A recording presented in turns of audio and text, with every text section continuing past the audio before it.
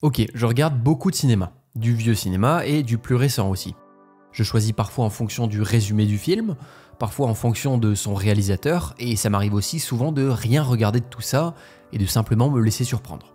Mais le truc que je fais peut-être le plus pour choisir, c'est de regarder la filmographie entière d'un acteur ou d'une actrice que j'ai bien aimé. Ça permet de voir des choix de carrière intéressants, de repérer des patterns et des thématiques qui semblent être récurrentes chez eux. Quand j'ai vu The Amazing Spider-Man, qui n'est pas un très grand film, il faut l'avouer, j'ai quand même suffisamment aimé la performance d'Andrew Garfield pour me dire « Et si j'allais voir qui est ce gars ?» Alors j'ai maté plusieurs de ses films. L'excellent Tu ne tueras point en tête, et j'ai découvert que l'acteur était vraiment doué, avec une palette de jeux vraiment plus variée que ce que j'avais pu voir. Je l'ai vu dans Tic Tic Boom, qui est un biopic d'un homme que je ne connaissais absolument pas, et même si j'ai pas tout compris sur le moment, faut avouer que le bonhomme est capable de jouer dans tous les registres. J'ai fait la même chose pour beaucoup d'autres, et c'est ici qu'intervient l'acteur que j'aime le plus, Jim Carrey. C'est sans doute pas très original, mais bon sang, j'ai un immense respect pour ce monsieur, et plus encore quand on regarde ses choix de carrière. Il a commencé avec l'émission In Living Color, où il était quasi le seul blanc dans une émission provocante à une époque où la majorité des shows étaient 1. Blancs et 2. Aseptisés. Il a été le clown du début des années 90, avec Ace Ventura, Dumb and Dumber et The Mask bien sûr. Et puis, à cheval entre la fin des années 90 et le début des années 2000, une vague déferle sur le cinéma. Celle des films qui questionnent la réalité et notre perception de celle-ci. Fight Club et Matrix en tête, un autre film met en scène Jim Carrey, toujours hors norme, montrant qu'il est l'acteur de talent qu'il croit être. Ce film, c'est The Truman Show. Je suis sûr que vous connaissez, mais si jamais c'était pas le cas, l'histoire raconte celle de Truman Burbank, un employé de bureau coulant des jours paisibles avec sa femme Meryl dans la tranquille bourgade de Sea Haven. Tout semble parfait pour Truman, à l'exception faite que sa vie n'est qu'une immense supercherie dont il n'a pas conscience. Adopté à la naissance par une société de production, Truman grandit dans un environnement monté de toutes pièces où tout est factice, à commencer par son entourage. Ses voisins, ses collègues, ses amis et même sa famille sont en réalité des acteurs payés par une émission de télévision, le Truman Show, suivi par plusieurs millions de téléspectateurs à travers le monde. Là-dedans, et avant même de rentrer dans une quelconque analyse, je peux vous le dire, Jim Carrey est grand, il est immense même. Il livre une performance remarquable et prouve à ses détracteurs de l'époque qu'il est capable d'autre chose que de comédie graveleuse.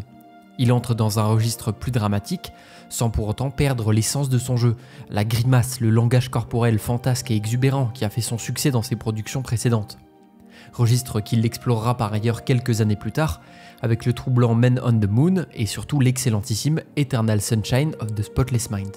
Enfin bref, je suis pas là pour vous parler de Jim Carrey, ou en tout cas pas que. The Truman Show se place donc dans un contexte bien particulier. Le deuxième millénaire se profile à l'horizon. Et avec lui, l'essor de l'informatique, des télécommunications en tout genre, et d'un nouveau genre de divertissement, celui de la télé-réalité. En 1999, l'émission Big Brother fait son apparition aux Pays-Bas et met en scène ce que l'on ne connaît que trop bien aujourd'hui.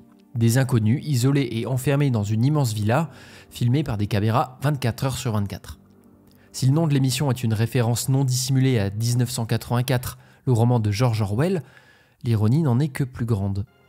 Le film a donc de grandes ambitions, mettre en scène un acteur comique dans un drame dystopique aux thématiques contemporaines et philosophiques, rien que ça. Paraît plus que réussi puisqu'encore aujourd'hui, The Truman Show est considéré comme un incontournable.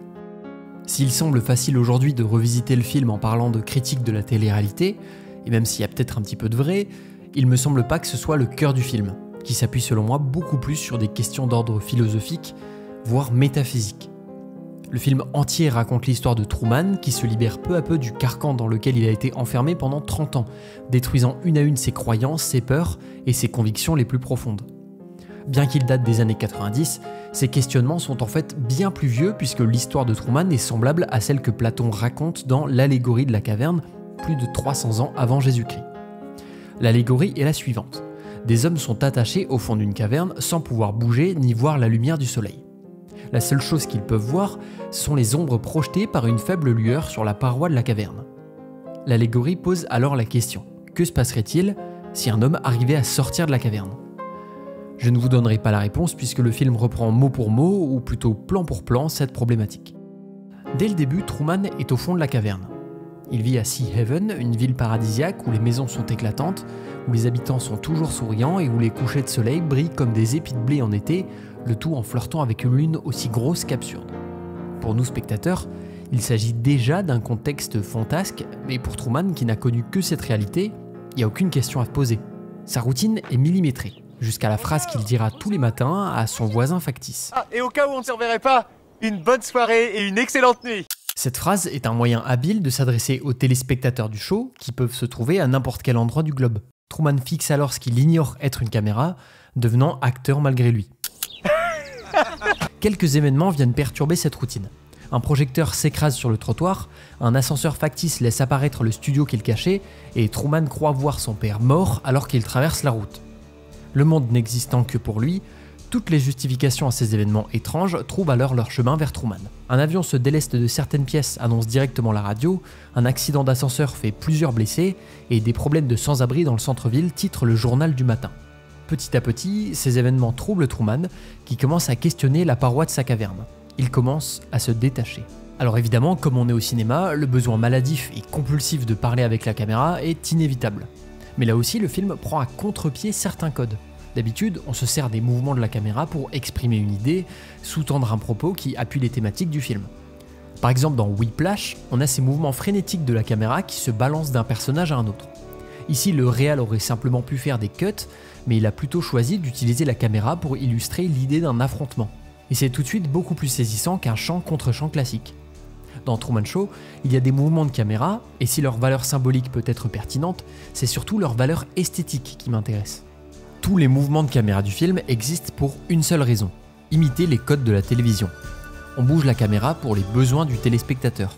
Les panoramiques ne sont donc pas fluides, mais parfois légèrement saccadés. Et en ce sens, la caméra imite en fait les mouvements rotatifs d'un appareil de surveillance. C'est aussi la raison pour laquelle beaucoup de plans sont vignettés. Le vignettage, c'est le fait d'assombrir les coins d'une photographie, ou ici d'un plan. Le vignettage existe donc ici pour deux raisons.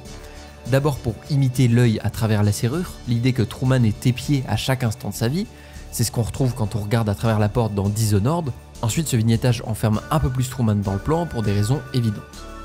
On utilise aussi le placement de l'acteur à des endroits spécifiques pour toujours exprimer davantage que la réalité de Truman n'est que mise en scène. Ici, Jim Carrey se place étrangement derrière le poteau, ce qui nous empêche de voir son visage. En bref, on reste au cinéma et on utilise tout ce qu'on peut pour parler avec l'image. Si on reprend l'allégorie de la caverne, Truman se détache donc et commence à se diriger vers la sortie.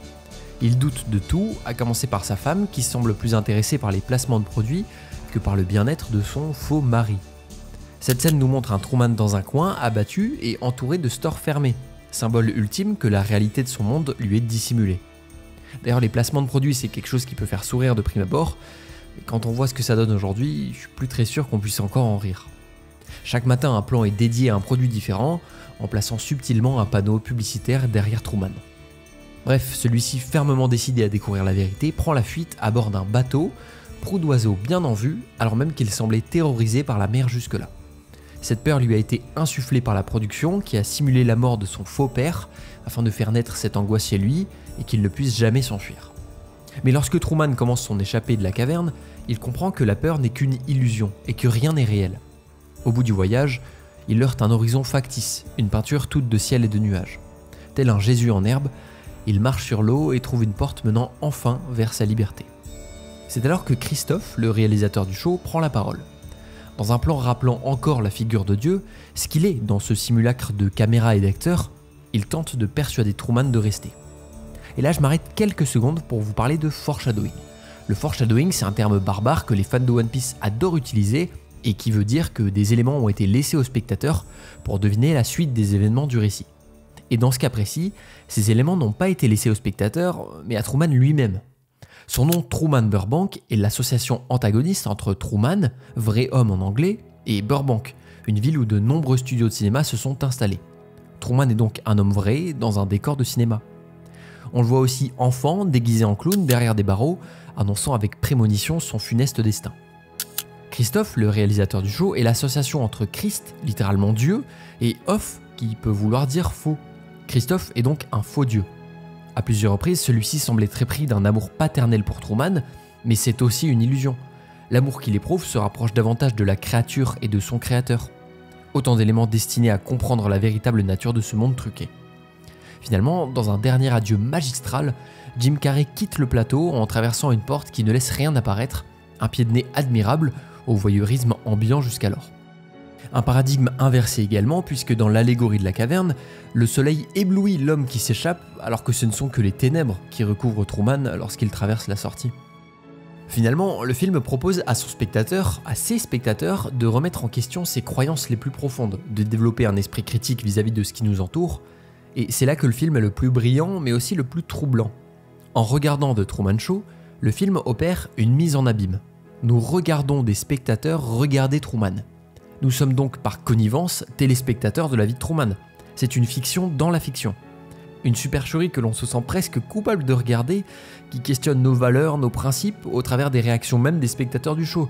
Eux pour qui la fiction semble prendre le pas sur la réalité, à l'image de ce bébé qui pleure totalement ignoré par sa mère, bien trop absorbé par la vie d'un autre.